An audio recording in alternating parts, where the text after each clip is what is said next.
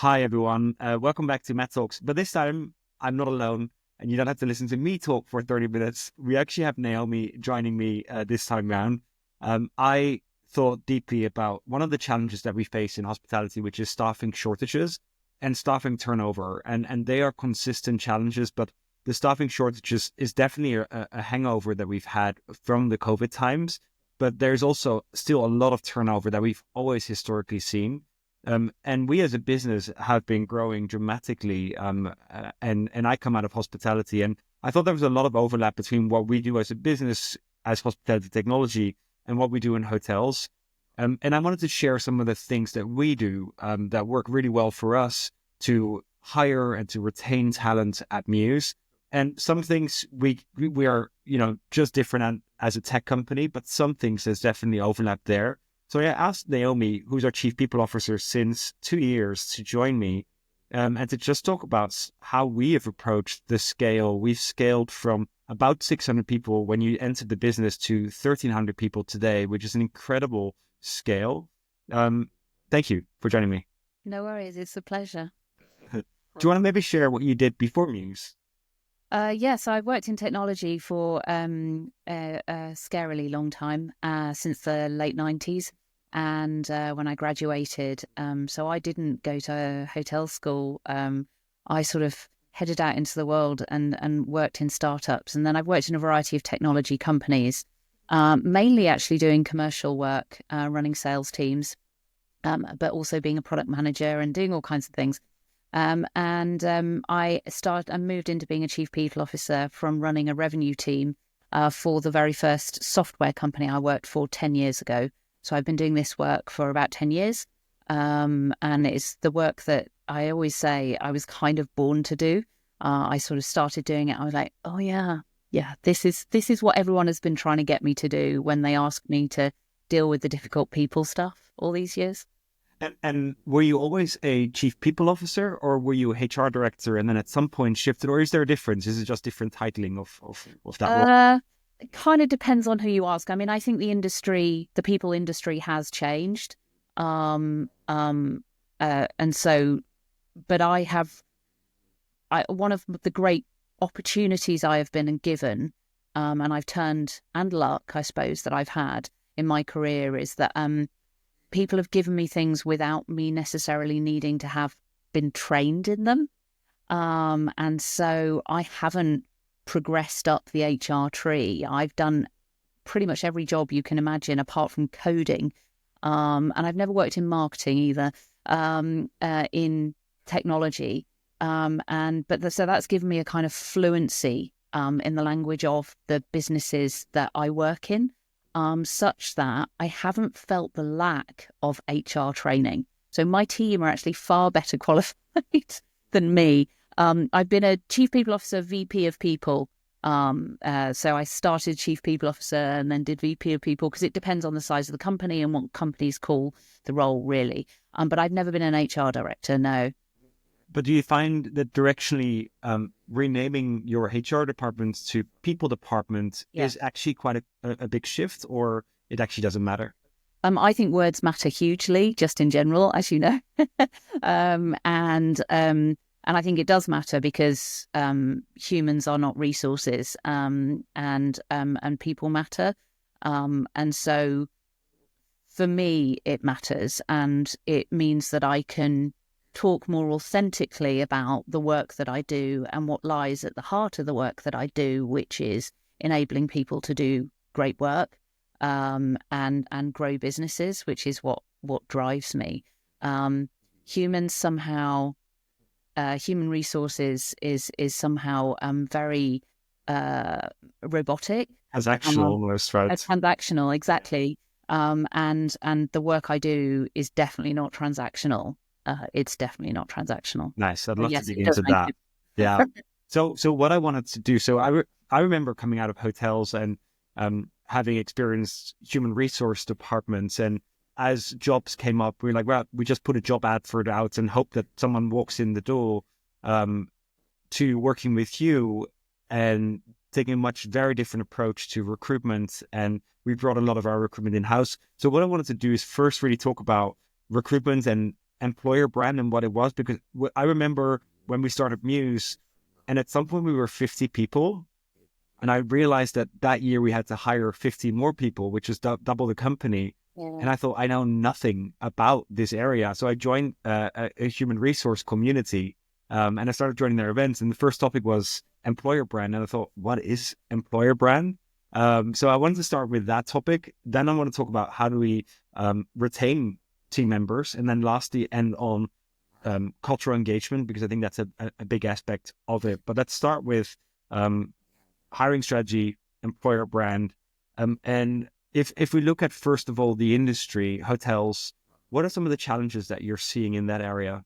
Yeah, my heart goes out to people doing my job in the hotel industry, really. I think we're seeing massive volatility, and we've seen massive volatility in the employment market globally anyway as a result of COVID and so on.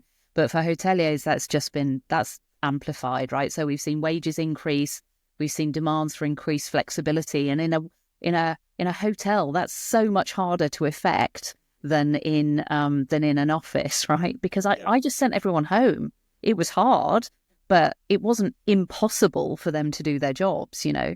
But people have come back from COVID and still want flexibility. My God, what are you supposed to do? You know, they have much higher. I call it the social contract. It's the relationship between an organization and its people. And what COVID did is it effectively gave employees much greater leverage. And that's what you have in the hotel industry with I don't know, something like 80% of hotels experiencing staffing shortages, which is just an extraordinary number. And so that gives power to the employee. And so you have to expand benefits as well. You have to make where you work much more compelling. And one of the hangovers of old HR and personnel is that the only levers that they had were pay, benefits, and the hours that you work, and the rota, the staffing rota. So I'm seeing those challenges. On the other side, I'm also, you know, what is forcing is a kind of innovation in this area, I think. So apprenticeship programs, they're not straightforward and they're not perfect, but they're a thing, and they're happening, and they're helping. An increase in the types of visas available, which increases the mobility potential and hiring potential from different countries. But you know, business rates are increasing, and it's a real challenge for hoteliers. So those are some of the push and pull factors that I'm seeing. Because what could be some of the benefits that hotels could lean on if we only use the lever of, you know, holidays and pay? Are there other things that we could do? Oh my God. I mean, I think it's the most exciting industry, really. And particularly for young people who are your target demographic, because you can get them in and you can train them. Like you yourself know, you know, there are careers to be made in hotels. And I think if you give people interesting work to do with plenty of room to grow and sort of move around, quite literally in some cases, whether that's in terms of a career and job change or in terms of like literally moving country, that's what I would tap into if it were me. I think that, and I also think it's really, really important when you're thinking about employer value proposition in any industry to think about what is specific about your place of work. And this touches on every aspect of my job, actually, from onboarding, hiring, everything, L&D. So sell to that point. So are you a luxury hotel? Explain what that means and explain why that's incredible. Beyond the obvious, it's a beautiful hotel. And explain what it means in the job ads. And talk to people about it and get their sense of whether that's something that they might be interested in. Or do you target a super fun youth market? Young people go and work on cruise ships because they love the social life. They get into it, they enjoy it, they do it for a few years. Some of them even come back to it. You know, apply that model to the hotel industry. If you run a youth hostel, then, you know, that's compelling to some people. I mean, it would be my idea of hell, but because I go to bed at 9:30. But for some people, that's fantastic. So I think sell to your strengths. Yeah. That is what you should do. And first, to do that, you need to determine what your strengths are. Yeah. You talked about, sorry, I have a bit of a cold, so I'm That's okay. coughing through this interview. You talked about creating career paths for people. And you Mm. and I are a big fan of Unreasonable Hospitality by Will Guidara, Yes. where he talks about he wants to be the number one restaurant in the world. And he basically talks about creating champions, because if you think about a hotel, you go from receptionist to supervisor to front office manager. But actually you can take that in many different directions. And he says, we found this person who was just very passionate about beer. And he said, great, you're going to be our beer champion. Yeah. Go out there, learn about beers, you build our beer menu. And this person got so much out of that because suddenly he was a specialist without giving a promotion. Yeah. And I think then you tell the stories of these people on your brand, like on your employer brand website. And that's how you create lots of career paths. When you find the passions in people, you get them engaged in the culture, and then ultimately, hopefully, they don't leave you because they are super engaged. Absolutely. And yeah, thanks for mentioning that, because as I was sort of preparing for this, I was thinking about Unreasonable Hospitality, and I was very, very lucky to eat at 11 Madison Park, which is the restaurant in New York that he talks about. And I had this incredible experience with this young woman who sort of ran their hospitality piece. And so her job was essentially to go and make sure that everyone in that restaurant had a really spectacular time. And obviously you might say, well, it's easy, isn't it? You know, it's a very fancy restaurant. Of course it's going to be a lovely time, but that it's honestly not a given. Yeah. And we all know that hospitality can make or break a customer's experience.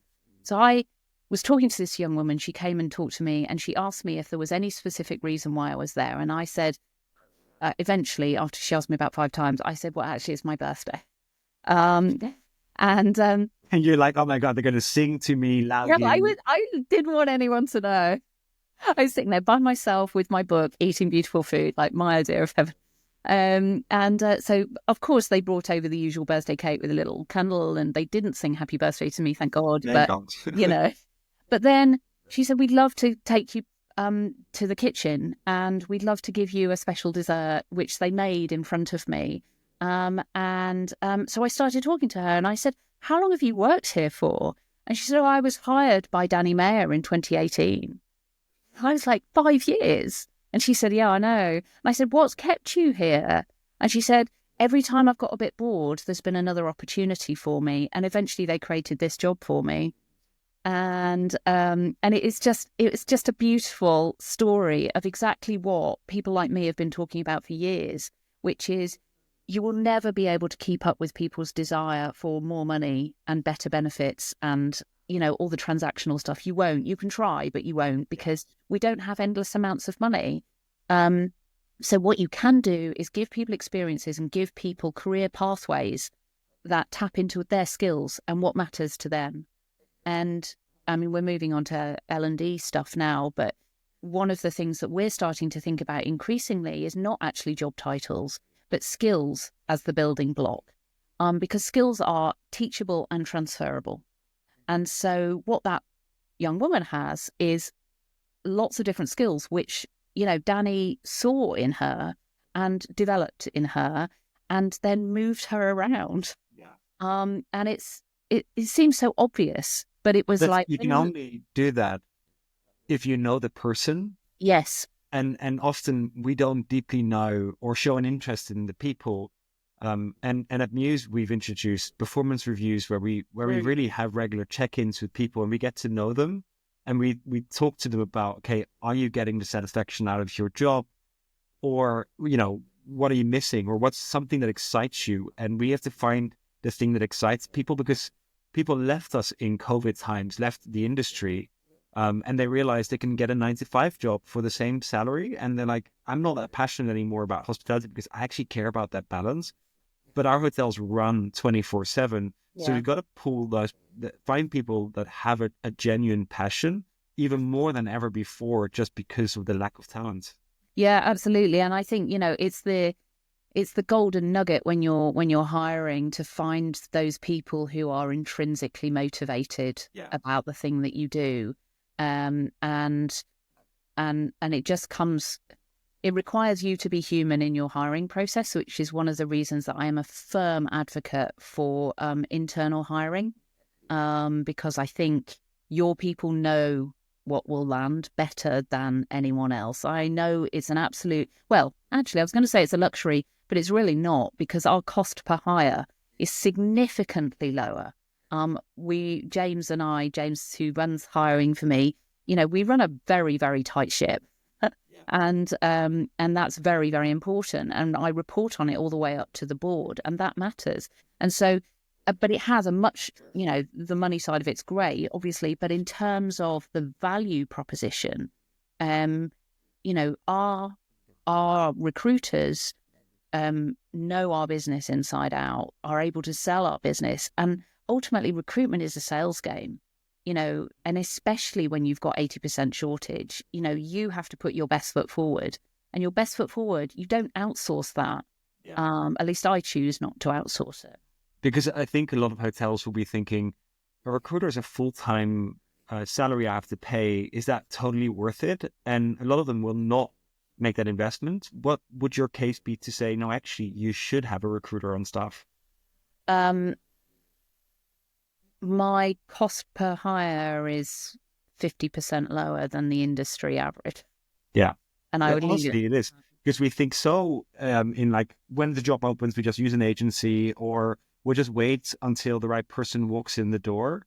Yeah. Whereas a recruiter is proactive, so they already know where the gaps are going to be because they should be deeply embedded into the business.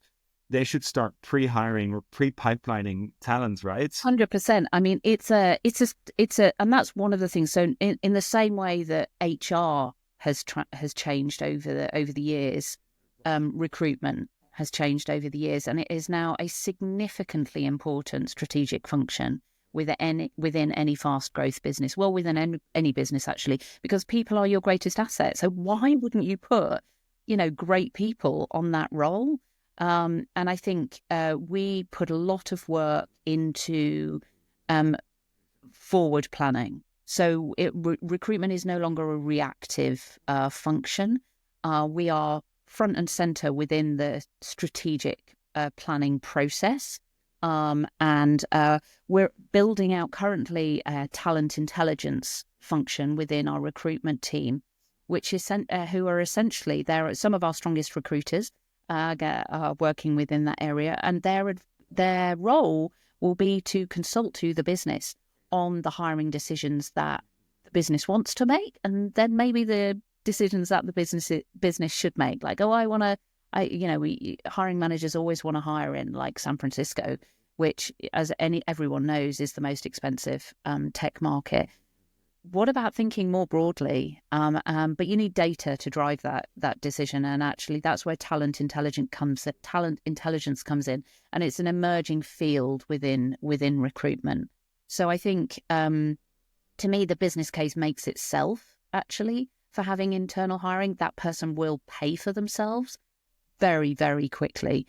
And then there is the long-term value that they enable you to move from a reactive function to a strategic function and bring in quality hires that then stay because of the relationship. The relationship that a new hire has with your business starts with that recruitment process. Yeah. And our recruiters, they get so much kudos and shout outs because people love them. And they solve genuine pain in the business, right? If you've got a job empty for 3 months, it means someone else has to do that work in addition to their job.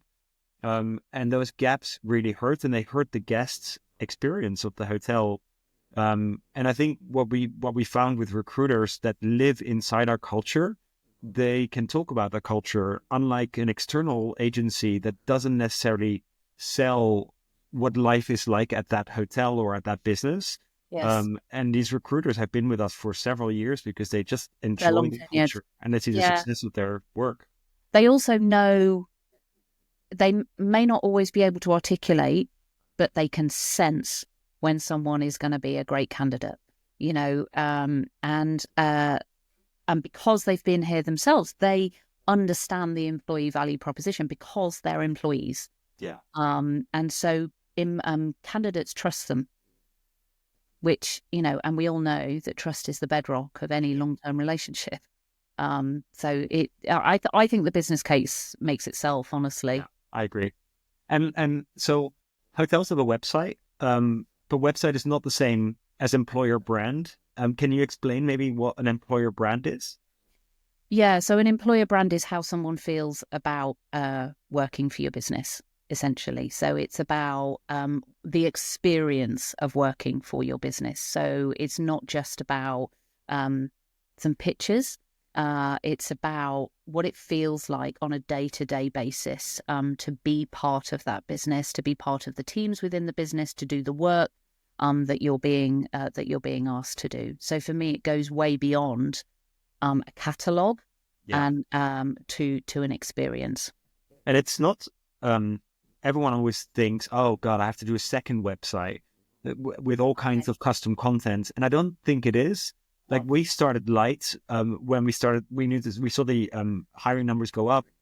I just created a landing page on our website, which is the career page. And then we just started adding content describing what it's like to work at Mews and what our culture is like. Because I think a lot of people assume that they know what it's like to work at a hotel, but the culture in different hotels is very different depending on who's the leader that sets the tone of the culture. And it is important for people to know in advance what they're going to encounter when they walk in the door. And creating content, like video content nowadays, it is so easy to do. Well, I think that's it. Yeah, if you're going to go, so I should have said really, if you're going to go beyond the website, sort of metaphorically, but also practically, so do you have an Instagram account? When you're hiring people, one of the things that we've been doing quite a lot of recently is sending videos. So the hiring manager actually records a 30-second video using Loom or whatever mechanism you have, which immediately attracts people. And the other thing that we do is that one of my recruiters actually wrote to me this week asking, have you been on any podcasts recently?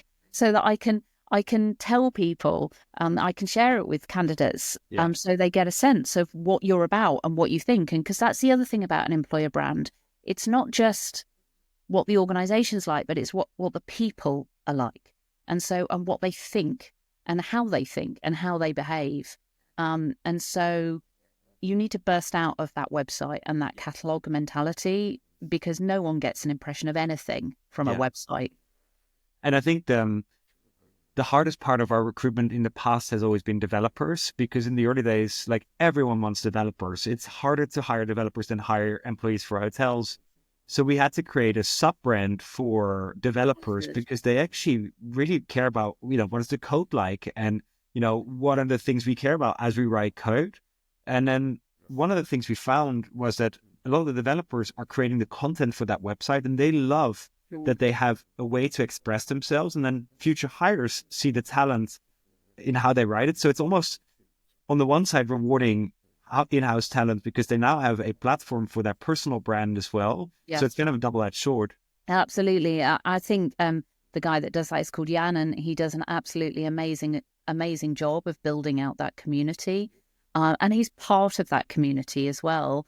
And so it's about going to conferences. It's about having face-to-face conversations with people, such that they understand something, what they're going to belong to. Yeah. And I think one of the things that we do well, and there's no reason that any other business, including hotels, can't do this, is sell the concept, sell how exciting it is to be part of the gang.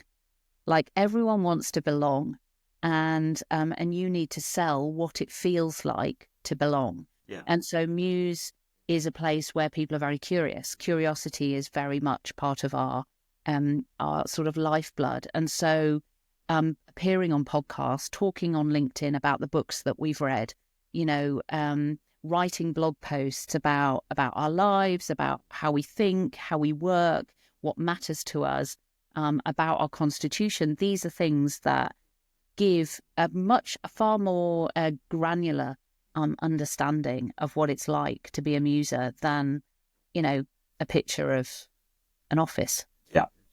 So since you entered the business, we went from 600 to 1,300 people.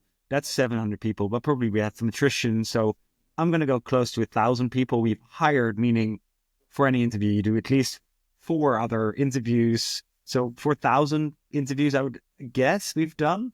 What would you say what are your tips for a hotelier that's doing lots of interviews? How can you find the right candidate? What are you focused on?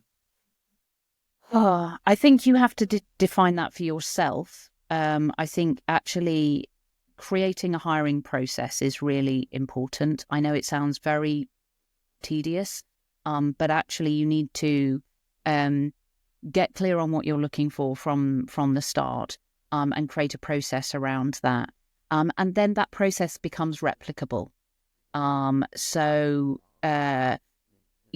I think that when you want to speed up a hiring process, the first thing people think to sacrifice is quality. Instead, what I double down on is the quality of the interview process. So I would audit what works, and what doesn't at each stage of your hiring process, and aim for incremental gains, because presumably you don't have endless resources. We don't, so I'm sure you don't. But look at the data. So, for example, is your conversion rate from interview to hire low?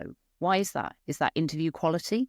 Maybe your offer acceptance rate is low. Why is that? Do you need to train your interviewers? So get your process right, and then engage with your hiring managers to understand what it is that they're looking for when they're looking for candidates. And not just what technical skills you want, but also what behaviours you want to see. It's very easy. And then encourage them to understand what questions they're going to ask in order to establish whether someone has those skills or not.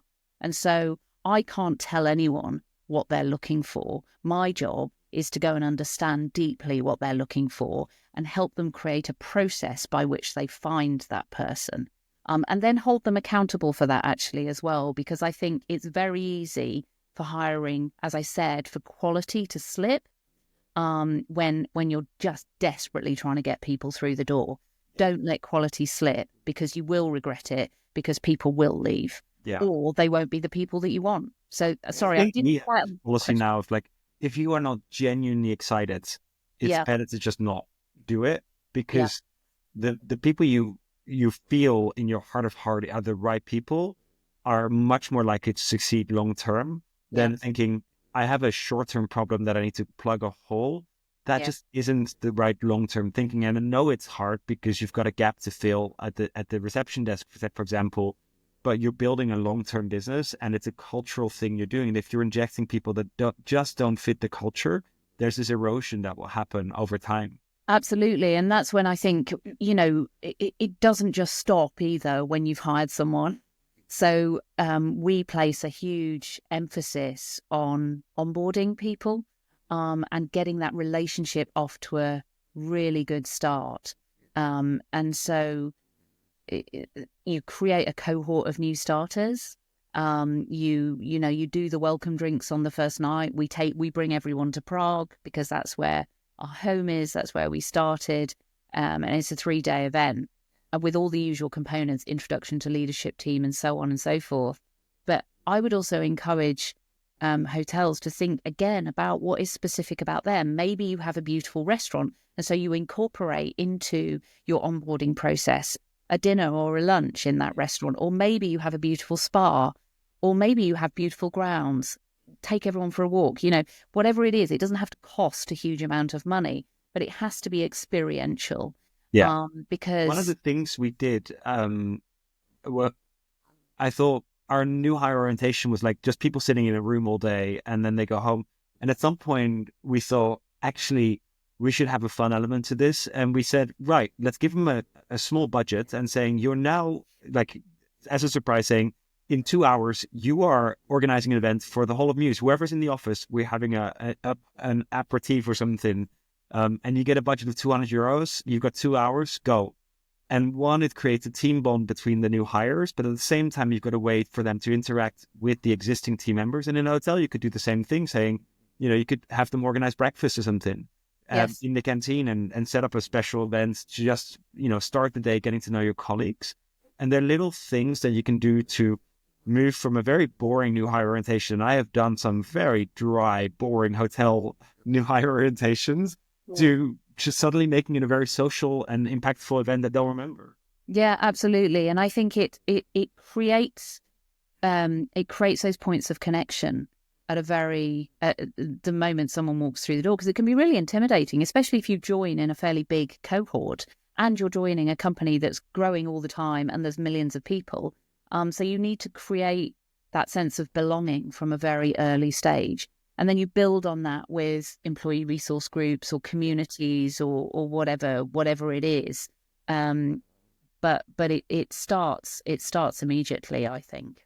So we've seen, obviously we talked about bringing people into the room through retention and through an employer brand, but how do we get them to stay? How do we get them excited about the mission that we're on as a hotel? Have you seen any of our customers do something really special that kind of stuck? Yeah, absolutely. So there's we have a customer called UDS, who are a Japanese management company. They've got 16 hotels, and they were very keen to build learning and development into their proposition, into their sort of management toolkit. What they did is they ended up increasing their talent pool by making their system easy to use and training people on it, so that people who they hired didn't necessarily need to have come from the hotel industry. So they actually increased their potential talent pool by 100%. With 50% of their new employees not having come from the hotel industry, which when I read that case study. Most of us, and I have learned hoteling in DOS, that blue screen. And it took me 2 weeks in a training room to get educated on the system before I could do a check-in, create group blocks. It was very complex. And because these legacy systems are abundant in our industry still today, normally when you hire someone for reception, you're primarily looking for their experience with the legacy system. Secondly, it would be nice if they're nice as well to customers, whereas actually you want to kind of hire for people that are deeply passionate about customers, and everything else we can teach you.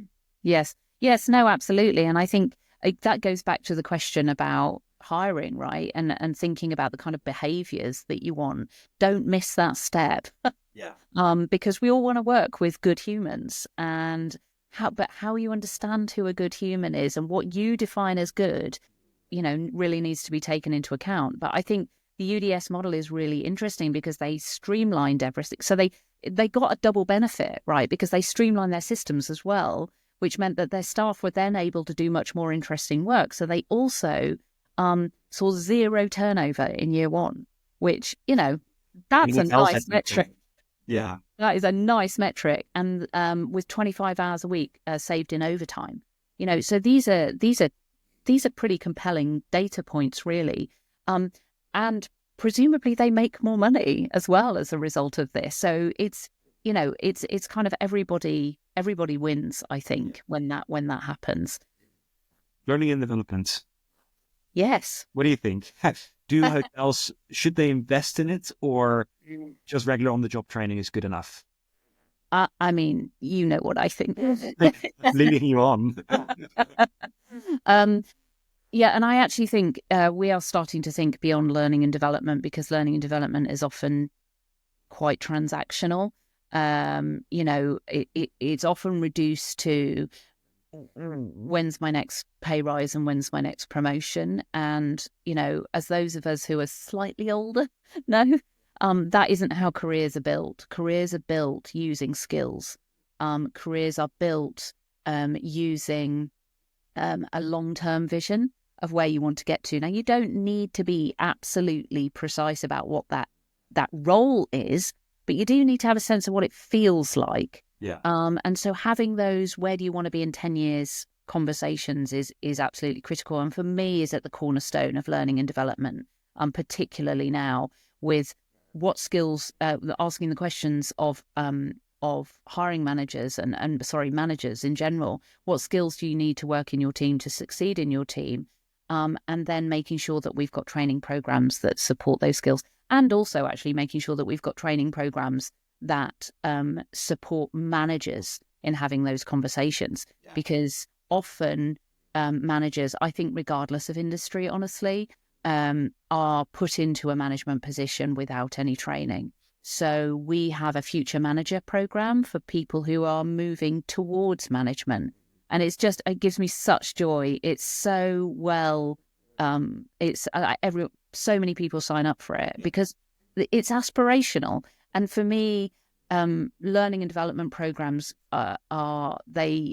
they become exciting when they tap into people's aspirations, not when they tap into their need.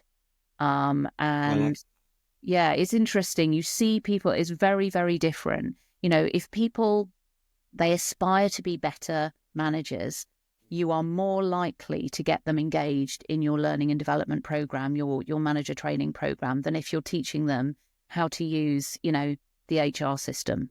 And that is transactional. I'm not interested in transactional anymore.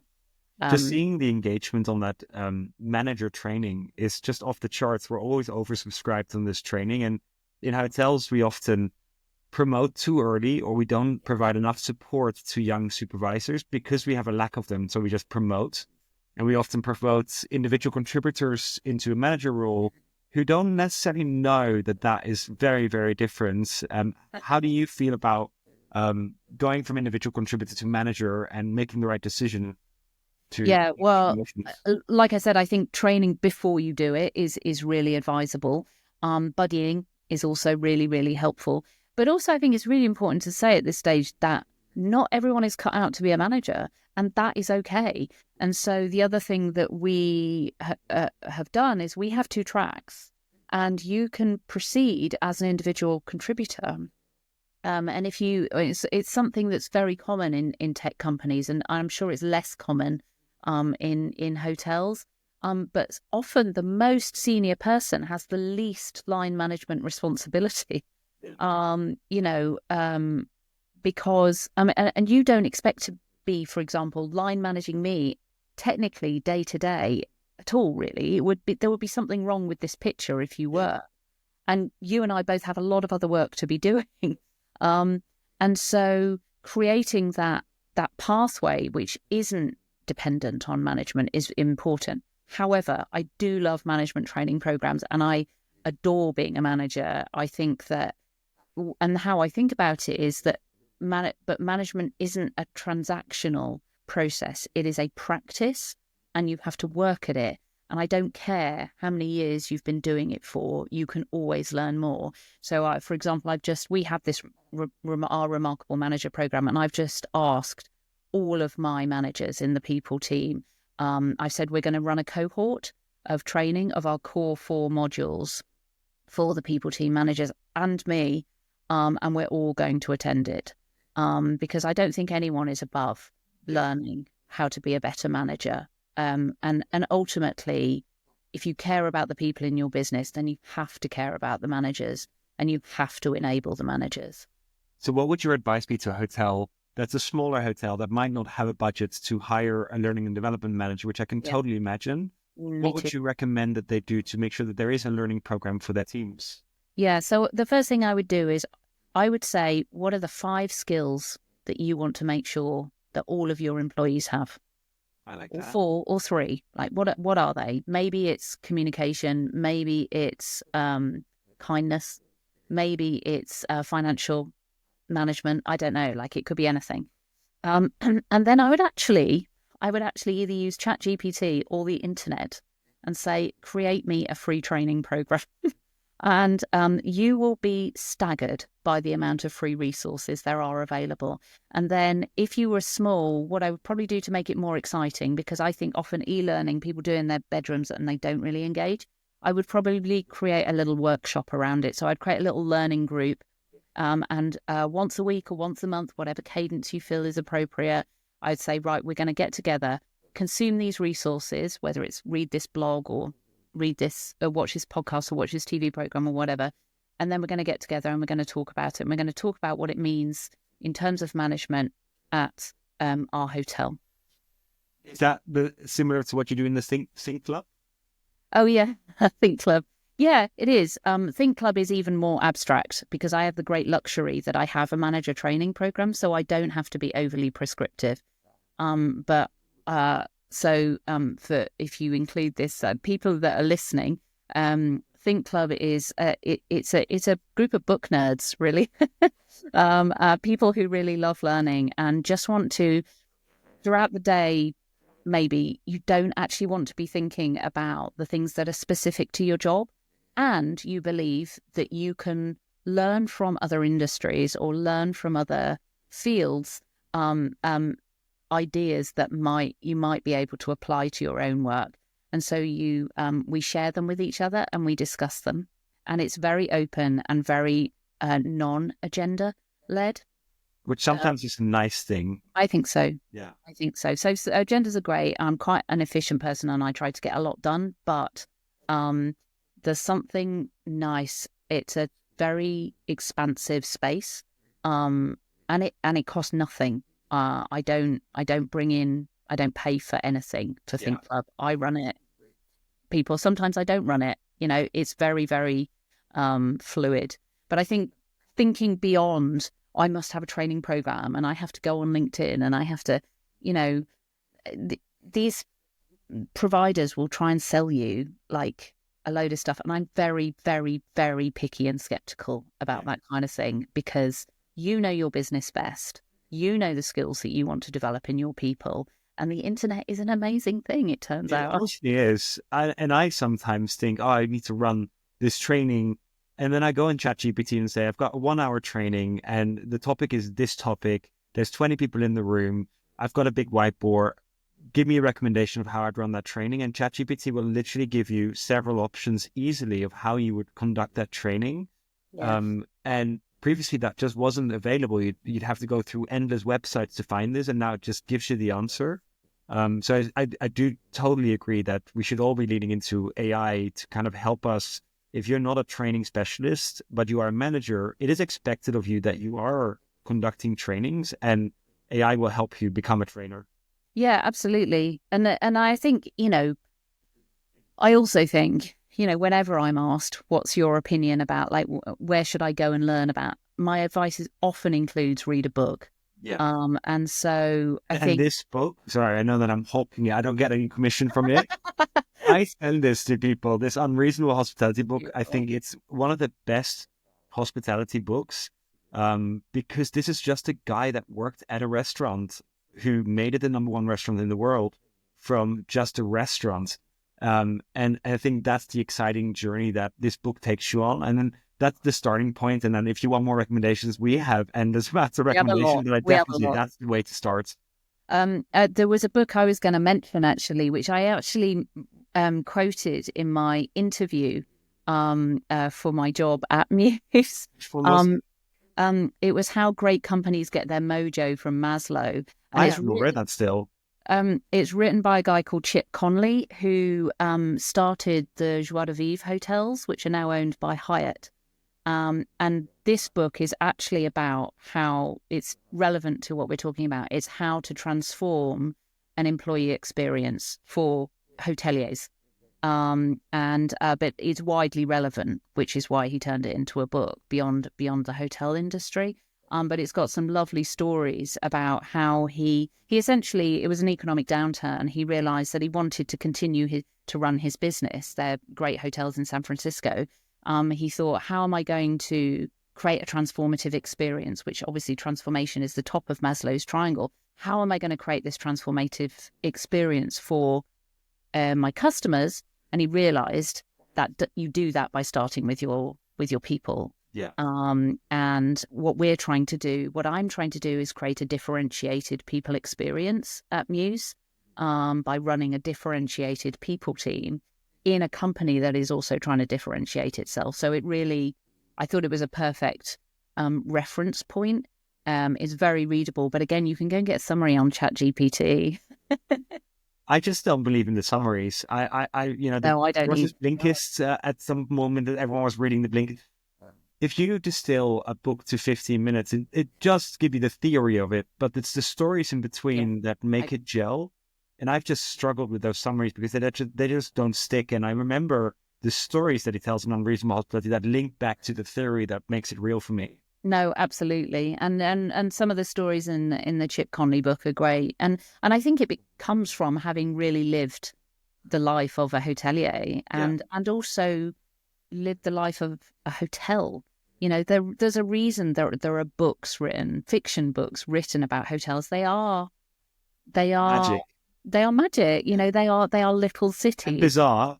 and Magic and bizarre. sometimes bizarre. But they're little cities, right? They're Yeah. microcosms of the world, and so I do think that we have stuff to learn from hoteliers as well as things to share. But yeah, I love Chip Conley, and I love this idea of transforming um, transforming the world for your customers. Always starts with the people, Yeah. your people. If you had to distill our last 46 minutes to kind of one piece of advice you tell hoteliers about people management, what would it be? Hmm. It can be two as well. um, Ask great questions. I like that. What's a great question you would ask? In what Get a context? conversation going with a team member to really get to the core of a team member instead of just staying on the surface. What's holding you back? Ooh, I like that. That's a great question.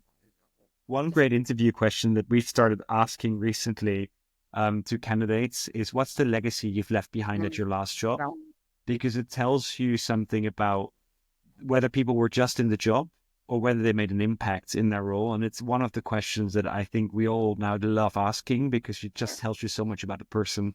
I ask my favorite interview question is, and it's a little contentious in some ways, but is what do people you don't get on with say about you? Ooh. And the reason I like it is because I like to hire people who are self-aware.